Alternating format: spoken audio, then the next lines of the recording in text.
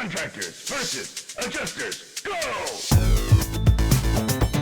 Hello and welcome back to the Contractors versus Adjusters podcast hosted by Peter Crosa, where we teach restoration contractors how to sell their services to insurance adjusters. So, Peter, if I'm a restoration contractor, am I going to have to go through hundreds of insurance adjusters? That seems overwhelming. In your marketing program and your methodologies, which we'll talk about as we go through this podcast, you will have to go through and meet various adjusters, but I will assure you this.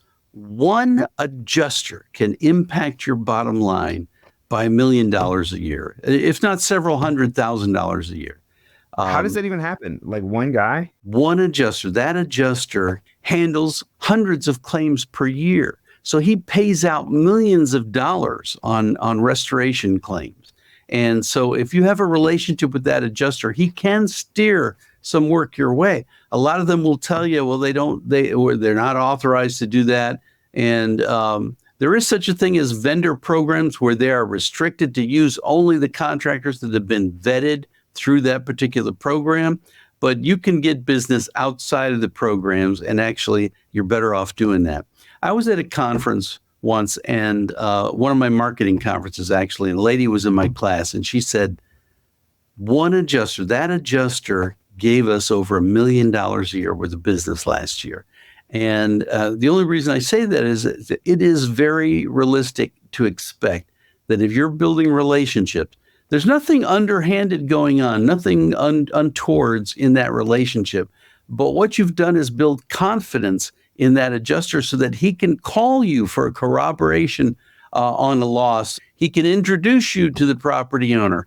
He can come to terms with what's going to be paid on the claim. And if it's something you can do effectively and profitably, which is the key, wonderful. And that's what it's all about. So it's really not even that, like, they're not signing the checks or anything, but they're making those introductions and connections. Well, they might be signing the checks. They know where the checks are going, when the checks are being issued, and how much they're going to be issued for. So the adjuster has a lot of insight. Some adjusters have more autonomy than others adjusters.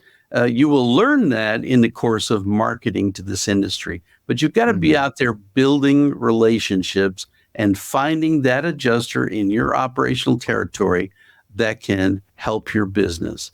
So the more you meet, the better. But all it takes is one adjuster to start hitting you with some work and make a difference to your bottom line.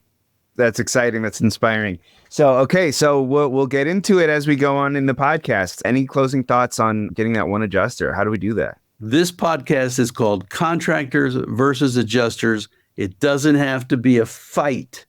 It can be a cooperative relationship, and that's what I'm all about. I'm not telling you to sue anybody or how to fight and beat adjusters up or how to defend from getting beat up by adjusters. I'm telling you how to build relationships. That's the best way to go.